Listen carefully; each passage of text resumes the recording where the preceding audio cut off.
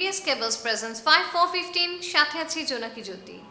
অকল্পনীয় হারের কোনো ব্যাখ্যা হয় না, ক্রিকেট ভক্তরা সেটা মানবেনই বা কেন? তারপরও মাঠের খেলায় মেনে নিতে হয় সব।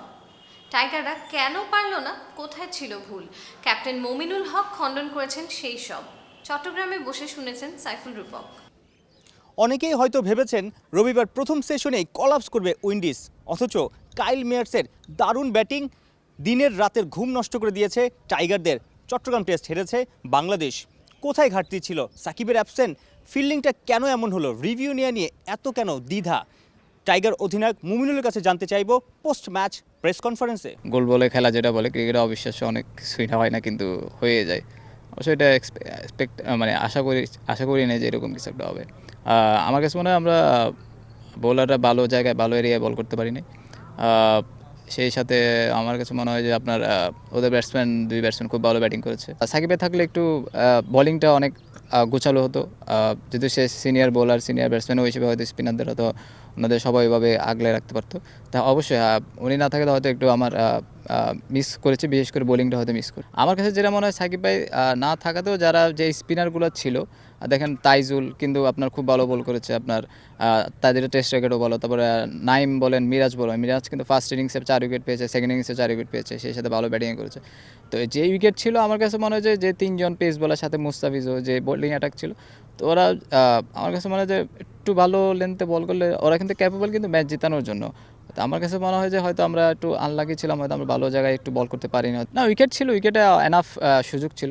সবচেয়ে বড় জিনিস হলো আমরা আমাদের কিছু চান্স ছিল যেগুলো আমরা গ্র্যাব করতে পারিনি। সবচেয়ে পোলারও ভালো এরিয়ায় বল করেছে, কিন্তু আমরা চান্সগুলো যদি গ্র্যাব করতে পারতাম, আমার কাছে মনে হয় যে খেলাটা অন্যরকম হতে পারতো। বিশেষ করে যে দুই ব্যাটসম্যানের দুইটা চান্স ছিল, যদি গ্র্যাব করতে পারতাম তাহলে হয়তো খেলাটা মোমেন্টামটা হয়তো চেঞ্জ হয়ে যেতে পারতো। আর এটাই উইকেট, এমন উইকেট আপনি একবার সেট হয়ে গেলে একটু আউট করা ডিফিকাল্ট যদি আপনি চান্সগুলো গ্র্যাব করতে না পারেন। টেস্টে সবচেয়ে বেশি রান তাড়া করে জয়ের রেকর্ডটা উইন্ডিজের। 2003 সালে অস্ট্রেলিয়াকে হারিয়েছিল 418 রান করে, এবার দ্বিতীয় সর্বোচ্চ। Actually, I have a few centuries in domestic cricket, but this is very special to me. As I told you before, it's my highest score, the longest I've ever bat in first class cricket. So it's very special to me to get a double in my first test match. Keep improving, try to be a good student of the game, take positives from this innings and take it into the next test match. Rashid মুজিবের ঘূর্ণিতে কাবু, এবার উইন্ডিজের অ্যাটাকে ঘায়াল টাইগাররা। পরপর 2 টেস্টে সাগরিক হার বাংলাদেশের। মিরপুর টেস্টের আগে এই ম্যাচের ব্যর্থতা নিয়ে চলবে পোস্টমর্টেম বাংলার ক্রিকেটে। সাইফুল রূপক, অলরাউন্ডার, চট্টগ্রাম। খেলার পরিসংখ্যান যারা ঘাটতে পছন্দ করেন তাদের মাথার ঘাম পায়ে পড়েছে কাইল মায়ার্সের রেকর্ড টুকতে। রেকর্ডের ফুলঝুরি সাদা পোশাকের এই ক্যারিবিয়ানের। টাইগারদের চোখের পানি নাকের পানি এক করানো ডাবল সেঞ্চুরিয়ানের সাফল্য গাথা আরিফ হোসাইনের কাছে। মিডনে বল ঠেলে দিয়ে সাদামাটা উদযাপন, মুখে এক চিলতে হাসি। কাইল মায়ার্স কী করেছেন সেটা হয়তো নিজেও ঠিক বুঝে উঠতে পারেননি। প্রমাণ করেছেন সাদা পোশাকে ক্যারিবিয়ান আভিজাত্য এখনও বীর দর্পে টিকে আছে। ক্যালিপসো সুর এখনও মূর্ছনা ছড়ায় ক্রিকেটের 22 গজে। টেনে আনে টেস্ট ক্রিকেটের সত্যিকারের আভিজাত্য, রোমাঞ্চ। প্রথম ডেবুটেন্ট হিসেবে টেস্টের চতুর্থ ইনিংসে ডাবল 100 করা একমাত্র ক্রিকেটার কাইল মায়ার্স। 200 করেছেন, নট আউট থেকে দলকে জিতিয়েছেন। চতুর্থ ইনিংসে ডেবুটেন্টের সর্বোচ্চ রান 112 রান করে এতদিন সবার উপরে ছিলেন ভারতের আব্বাস আলী বেগ। তাকেই টপকেছেন মায়ার্স। ওই একটা ইনিংসেই উপমহাদেশের সবচেয়ে বেশি রান তাড়া করে জেতার রেকর্ডটাও এখন ওয়েস্ট ইন্ডিজের। মহাকাব্যিক ইনিংসে যেন সংখ্যার ফুলে গাথা মালা। অ্যানক্রোমা বোনারকে নিয়ে ইতিহাস গড়া জুটি, যে জুটি পাল্টে দিয়েছে ম্যাচের সব হিসাব, যাদের কাছে ভুল প্রমাণ হয়েছে বিশ্লেষকদের ব্যাখ্যা অনুমান। বোনার মায়ার্সের জার্নি শুরু হয়েছিল চতুর্থ দিনের শেষ সেশনে। উইন্ডিজ তখন 3 উইকেটে 59। সেখান থেকে ইতিহাস গড়ার পথে 2 অভিষিক্তের পথ চলা। প্রায় 3 সেশন ব্যাটিং করেছেন। পঞ্চম দিনের পুরো হাইলাইটস জুড়ে বোনার মায়ার্স। যেখানে বাংলাদেশের স্পিনারদের ছড়ি ঘোরানোর কথা, সেখানে একটু হলে 56 বছর আগের রেকর্ড চুরমার করত এই জুটি। 1964 সালে করাচিতে অভিষেক ম্যাচে খালিদ আবদুল্লাহ এবং আব্দুল কাদির 249 রানের জুটি গড়েছিলেন। অস্ট্রেলিয়ার সাথে ড্র করেছিল পাকিস্তান। মায়ার্স এবং বোনার এই তথ্য হয়তো জানতেনও না। রেকর্ড ছুঁতে পারেননি তাতে কি, 216 পার্টনারশিপে তালিকায় তারা দ্বিতীয়। বোনার মায়ার্সের 74 ওভারের জার্নি থামিয়েছেন তাইজুল, কিন্তু তার আগেই মায়ার্সের ব্যাটে দারুণ এক রেকর্ড। অভিষেকেই ম্যাজিক্যাল ফিগারে 18 বছর পর টেস্টে কোনো অভিষেকদের চতুর্থ ইনিংসে সেঞ্চুরি। 8 নম্বর ক্রিকেটার হিসেবে এই ল্যান্ডমার্কে, কিন্তু রানে সবার উপরে। 61 বছর আগের রেকর্ড টপকেছেন কায়াল মায়ার্স। সিরিজ শুরুর আগে ক্যারিবিয়ান দলকে খোলা চিঠি লিখেছিলেন ক্লাইভ লয়েড। হারার আগে না হারার কথা বলেছিলেন, সেটাই যেন হলো। ক্লাইভ লয়েডের এই খোলা চিঠি কি তবে ওয়েস্ট ইন্ডিজকে বদলে দিল? হয়তো বদলে দিল মায়ার্স বোনারের ক্রিকেট জীবন। অভিনন্দন ওয়েস্ট ইন্ডিজ, অভিনন্দন Kyle Mayers. Arif Hussain, all rounder. হাতের মুঠো থেকে জয় ছিনিয়ে নিয়েছে ওয়েস্ট ইন্ডিজের কায়াল মায়ার্স। একাদশের স্পিনারদের ধার কোথায় গেল? কেন তাকে ফেরানো গেল না? আরও এক দফা ব্যর্থ হলো হেড কোচের পরিকল্পনা, নাকি সাকিব আল হাসানের ইনজুরি এক্স ফ্যাক্টর? মাহরুজ প্রত্যয়ের বিশ্লেষণ। অবিশ্বাস্য অবশ্যই। চট্টগ্রাম টেস্টের চতুর্থ দিন শেষে কে ভেবেছিল জয়ের মতো অসম্ভব কাজটাই সম্ভব করবে ওয়েস্ট ইন্ডিজ? ভাবনায় কি আসা যায়? শেষ দিনে এসে জয়ী ক্যারিবিয়ানরাই। নামটা মনে রাখতে পারেন, কায়াল মায়ার্স। কেন, কিভাবে? বাংলাদেশের ভুলটাই বা কোথায়? ম্যাচের মাঝপথে সাকিবের ছিটকে যাওয়া, না ভুল ক্যাপ্টেন্সি? সাগরিকার উইকেটও কি বুঝতে ভুল করলো বাংলাদেশ? কি অদ্ভুত! ম্যাচ শেষে এমন সব প্রশ্নের উত্তর খুঁজতে হবে, এটাও হয়তো কেউ ভাবেনি। এশিয়ায় এত রান তাড়া করে জেতার রেকর্ড কারোরই ছিল না। যদিও ওয়েস্ট ইন্ডিজ পরিসংখ্যানের ধার কবেই বা থেরেছিল। শেষ দিকে উইকেট দেখে মনে হয়েছে ব্যাটিং খুব সহজ। নাইম মিরাজদের বলে মায়ার্সের মারা বাউন্ডারিগুলো উপভোগ করা ছাড়া অন্য কিছু করারও ছিল না। ম্যাচের মাঝপথের ছবি, মুমিনুলকে পরামর্শ দিচ্ছিলেন মাঠের বাইরে থাকা সাকিব আল হাসান। বারবার ক্যামেরার ফ্রেমও সাকিবকেই খুঁজছিল। এক সাকিবে এত ভরসা, হাই রে টেস্ট ক্রিকেট। ম্যাচে মুমিনুলের ভুল আছে কি নেই সেটা তর্ক সাপেক্ষ প্রশ্ন। তবে ম্যাচের শেষ দিকে মাঠে কখনো তামিম, কখনো মুশফিককে দেখা গেছে পরামর্শের জন্য এগিয়ে যেতে। সেটাই স্বাভাবিক। 5 দিনের ক্রিকেটকে তুলনা করা হয় জীবনের সঙ্গে, যেখানে পরিস্থিতি বারবার মোড় পাল্টায়। অবস্থা বুঝে বদলাতে হয় পরিকল্পনা। প্ল্যান এতে কাজ না হলে প্ল্যান বি। অথচ চট্টগ্রাম টেস্টের পুরোটা সময় বাংলাদেশের পরিকল্পনায় কোনো পরিবর্তনই লক্ষ্য করা যায়নি। বিশেষ করে দ্বিতীয় ইনিংসে ক্যারিবিয়ানরা বাংলাদেশের দ্বিতীয় ইনিংসে যেখানে ব্যবহার করেছে 7 বোলার, সেখানে বাংলাদেশের 4। বিকল্পই বা কোথায়? মুমিনুল বাদে দলে যার পার্ট টাইমারও ছিল না। সেক্ষেত্রে দল নির্বাচন নিয়ে বড়সড় প্রশ্ন তোলার সুযোগ রয়েই যায়। রাসেল ডমিঙ্গো, তার পরিকল্পনা কতটা কার্যকর, কতটা ছাপ রাখতে পারে ম্যাচে, সেটাই এখন বড় চিন্তার কারণ। ম্যাচের বিভিন্ন পরিস্থিতিতে সিনিয়র ক্রিকেটারদের কাছেই ছোটেন জুনিয়ররা। তাহলে হেড কোচের কাজটা কোথায়? টেস্ট জয়ের পর ইয়ান বিশপ এই জয়কে ওয়েস্ট ইন্ডিজের ক্রিকেট ইতিহাসের সেরা জয়গুলোর একটি বলে টুইট করেছেন। বীরেন্দ্র সেহওয়াগের কাছে এমন জয় অবিশ্বাস্য। অথচ ওয়েস্ট ইন্ডিজের জয়ের আলোতে ঢাকা পড়ে রইল বাংলাদেশের ভুলগুলো, অনাকাঙ্ক্ষিত হারের দায়। মাহরুজ প্রত্যয়, অলরাউন্ডার। চট্টগ্রামে আরও একবার মাথা নত টাইগারদের। চট্টলার ছেলে নাফিজ ইকবালের মন কতটা ভাঙল? মন ভাঙা নিয়েই ঘরের মাঠের টেস্ট হারের ব্যবচ্ছেদ করেছেন নাফিজ। একদিকে কাইল মেয়ার্স বন্দনা, আরেকদিকে চলছে টাইগারদের নিয়ে কাটাছেঁড়া। কোথায় সমস্যা ছিল, ঘাটতিটা কোথায় ছিল? পাশে আছেন নাফিজ ইকবাল, আপনার কাছে লোকাল বয়। ভুলগুলো কি ছিল?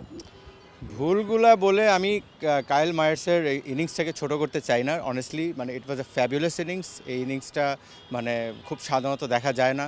কিছুদিন আগে আমরা দেখেছিলাম যে বেন স্টোকস একটা ইনিংস খেলেছিল, তার আগে কুশল পরেরা খেলেছিল। বাট বিইং আ ডেবিউটেন্ট আর 4th ডে 4টা দিন যখন বাংলাদেশ ডমিনেট করে, একটা দিনের মধ্যে যেভাবে ওরা ব্যাকফুট থেকে স্টার্ট করছিল, আমার মনে হয় যে 59-3 ছিল, এখান থেকে স্টার্ট করে এই ম্যাচটা তো ড্র হওয়ারও কথা না মানে হিসাবে, মানুষদের এক্সপেকটেশন। বাট এইটাকে ওরা জিতে যায়, মানে ইট ইজ এক্সেপশনাল ইনিংস, এটাই বলতে হবে আমার। আর ভুলের কথা বলবো, ভুল তো অনেক কিছুই হইতে পারে। এখন ভুল হইতে পারে যে একটা 4th ডে টুর্নামেন্ট খেলা উচিত ছিল টুর্নামেন্টে হওয়ার আগে, যেহেতু এটা খুবই ইম্পর্ট্যান্ট একটা টেস্ট সিরিজ ছিল। একটা বিসিএল হওয়া যেত, দুইটা ম্যাচ যদি খেলতে পারতো, আমার মনে হয় ওইখানে একটা ভুল হয়েছে। 5ম দিনে খেলা, প্লেয়াররাও বাট ইউজ টু না মনে হচ্ছে যে একটু ল্যাপস মনে হচ্ছে ফিল্ডিংয়ে বা কনসেন্ট্রেটে, এটা কি ফিটনেসের কারণ? 5 দিনের ক্রিকেট তো আমরা খেলছি না। দেখেন, যারা আপনি মাঝখানে খেলছে তারা কিন্তু মারাত্মক ফিট, এবং এই ফিটনেস লেভেলটা তারা খুব ভালো মেনটেন করে, দেয় প্রফেশনালস। যদি আপনার তা মনে হয়ে যদি থাকে তাহলে আমি বলবো এটা হবে ম্যাচ ফিটনেসের অভাব। একটা 4 ডে একটা 5 দিনের খেলা কিন্তু ইটস নট ইজি, আপনার হ্যাবিট থাকতে হয়। হ্যাঁ, আমরা সবাই কিন্তু একই কথা বারে বারে বলি যে বাংলাদেশ অনেক দিন পর খেলছে, বাট হ্যাঁ, আমাদের ওই বঙ্গবন্ধু টি20 পর সুযোগ ছিল, একটা গ্যাপ ছিল, একটা উইন্ডো ছিল যেখানে 2টা বিসিএলের খেলা খেলানো যেত, যেটা ভালো একটা ফেসিলিটিস আর বায়া বাবলের মধ্যে রেখে ন্যাশনাল প্লেয়ার যারা খেলবে 2টা ম্যাচ কিন্তু খেললে আমার মনে হয় এই জিনিসগুলো কভার আপ করতো অনেকটা।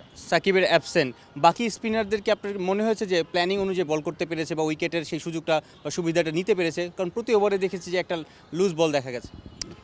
এক্স্যাক্টলি, সাকিবের অ্যাবসেন্স আমি তো মানে এই নিয়ে মনে হয় 2-3 বার বলেছি, সাকিবের অ্যাবসেন্স একটা বিশাল ফ্যাক্টর। বাট ওইটা যেহেতু সে ছিল না, ইনজুরি, এটা কারো কন্ট্রোলে নাই, ওটা বাইরে রাখতে হবে। বাট বাদবাকি যারা খেলেছে, তাইজুল, নাইম, মিরাজ, তারা কিন্তু সবাই ক্যাপেবল। এবং হ্যাঁ, আমি বলবো যে তাদের কনসিস্টেন্সির সিরিয়াস অভাব ছিল। কিছু ব্যাকফুটের বলগুলো বেশি পেয়েছিল ওয়েস্ট ইন্ডিজরা, যারা ওরা পানিশ করে এবং রান করার ফ্লোটা ওরা পেয়ে যায়। এই ইনিংসেও দেখা যায় যে 2টা-4টা বল ভালো হয়, একটা বাউন্ডারি হয়ে যায়। সো কোনো সময় কিন্তু প্রেশার ক্রিয়েট হয়নি ওয়েস্ট ইন্ডিজ ব্যাটসম্যানের উপর, যার কারণে তারা স্বচ্ছন্দে খেলে বেড়াচ্ছে। ক্যাপ্টেনের ক্যাপ্টেন্সি কেমন লাগলো মমিনুলের? I thought Mominul did well. There is nothing wrong in his captaincy. যেভাবে ডিক্লারেশন ছিল, যেভাবে লিড নিয়েছে, সব কিছু ঠিকই ছিল। ইটস জাস্ট যে আমরা এক্সিকিউট করতে পারি নাই। মিরপুর টেস্ট আমি এখনও বাংলাদেশকে ফেভারিট হিসাবে রাখবো। Mirpur is a different pitch, and ওই জায়গায় বাংলাদেশের ট্র্যাক রেকর্ড ভালো, দো চিটংয়েও ভালো ছিল। বাট হ্যাঁ, আমাদের এক্সপেকটেশনস ছিল, অত বেশি এক্সপেকটেশন রাখা উচিত না, দর্শকেরও না, ইভেন কি এক্সপার্টিজেরও না, because it's a game of cricket. আপনি দেখেছেন যে তারা কি সুন্দরভাবে খেলেছে। এবং একটা জিনিস বলতে হবে যে West Indies is in a right track. আমরা ওয়েস্ট ইন্ডিজ বোর্ডের ব্যাপারে অনেক ধরনের নেগেটিভ শুনি, বাট তাদের কাছে কিন্তু প্লেয়ার আছে, ব্যাকআপ। এই প্লেয়ারগুলো আজকে দেখেন 2জন ডেবিউটেন্ট যে খেললো, মানে it's amazing. So they are in a right track, এবং আমার মনে হয় তারা খুব ভালো যাচ্ছে। আমার মনে হয় যে বাংলাদেশের এই শিক্ষাটা নেওয়া উচিত, এবং নট অনলি ন্যাশনাল টিম, তার বাইরেও কিন্তু ফোকাস রাখা উচিত প্লেয়ার প্রডিউস করার জন্য। Thank you. মিরপুরই এখন আশা, কারণ আইসিসি টেস্ট চ্যাম্পিয়নশিপে এখনও বাংলাদেশের পয়েন্ট 0। এই টেস্টের আগে 3টা টেস্টে বড় ব্যবধানে হেরেছিল। এবার 4 ম্যাচ শেষে আইসিসি টেস্ট চ্যাম্পিয়নশিপে বাংলাদেশ এখনও তুলতে পারল না কোনো পয়েন্ট। সাইফুল রূপক, অলরাউন্ডার, চট্টগ্রাম। চেন্নাই টেস্টের 2 নম্বর দিন শেষে ম্যাচের নিয়ন্ত্রণ ইংলিশদের। প্রথম ইনিংসে 321 রানে পিছিয়ে টিম ইন্ডিয়া। ফলো অনের বিরাট সংখ্যায় বিরাট 6 উইকেটে 257 রান তুলেছে ভারত। পাশের দেশের ক্রিকেটের খবর রাখছেন মাহরুষ প্রত্যয়।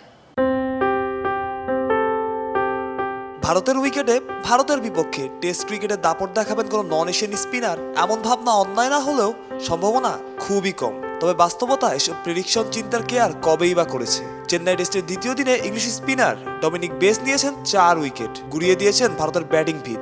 6খানা উইকেট হারিয়ে বিরাট কোহলির দল পার করেছে 250 গন্ডি। অথচ প্রথম 2 দিন ইংল্যান্ডের ব্যাটিং দেখে মনেই হয়নি এই উইকেটে বোলারদেরও কিছু করা সম্ভব। রুট ডাবল সেঞ্চুরি করেছেন, স্টোকস দ্রুত রান বাড়িয়েছেন। 3 লায়ন্স ব্যাটিংয়ের সামনে অশ্বিন সুন্দরদের মনে হয়েছে ছন্ন ছাড়া। প্রথম ইনিংসে জো রুটের দল রান করেছে 550-র বেশি। রুটের দ্বিশতক সিবলি স্টোকস যখন ব্যাট করছিলেন তখন উইকেটের আচরণ অনেকটা নিষ্প্রাণ ড্রয়েরই বার্তা দিচ্ছিল, কারণ ঘরের মাঠে ভারতীয় ব্যাটসম্যানরা সবসময় অপ্রতিরোধ্য, অন্তত পরিসংখ্যান তাই বলে। তৃতীয় দিনে ইংল্যান্ড অল আউট হওয়ার পর ব্যাট হাতে ভারতের শুরুটা হয়েছে বাজে। রোহিত শর্মা শুরুতেই ফিরে গেছেন, শুভমান গিল দ্রুত রান তুলতে চেয়েছেন। টেস্ট মেজাজে না খেললে যা হয় আর কি। 100-র বেশি স্ট্রাইক রেটে ব্যাট করে আউট হয়েছেন 29 রানে। দলীয় 17 রানের আগেই ভারত হারিয়েছিল 4 উইকেট। টিম ইন্ডিয়ার ব্রিসবেন রূপকথা নায়ক ঋষভ পান্থ খেলেছেন অল আউট ক্রিকেট। আক্রমণের বিপক্ষে প্রতি আক্রমণ 100-র বেশি স্ট্রাইক রেটে ব্যাট করেছেন। 9 রানের জন্য মিস করেছেন সেঞ্চুরি। পূজারাও 50-কে সেঞ্চুরিতে রূপ দিতে পারেননি। তৃতীয় দিন শেষে ভারত এখন যে অবস্থায় আছে তাতে তারা ফলো অনে পড়লেও খুব অবাক হওয়ার মতো কিছুই থাকবে না। আবার এই পরিস্থিতি থেকে ঘুরে দাঁড়াবে ভারত, সেটাও খুব সম্ভব। তবে ভারতের জয় কল্পনা অনেকটা মাটিতে পা রেখে আকাশ ছোঁয়ার স্বপ্ন দেখার মতোই অসম্ভব। মাহরুষ প্রত্যয়, অলরাউন্ডার। আজকের 5-4-15 এটুকুই। শনি থেকে বৃহস্পতি রাত 10টা 15 চোখ রাখুন অলরাউন্ডার ফেসবুক পেজ ও ইউটিউব চ্যানেলে। অলরাউন্ডার পেজে লাইক দিন, সাবস্ক্রাইব করুন ইউটিউব চ্যানেল। যারা পড়তে ভালোবাসেন ভিজিট করুন www.allrounderbd.com। অলরাউন্ডারের সাথেই থাকুন, হয়ে উঠুন অলরাউন্ডার।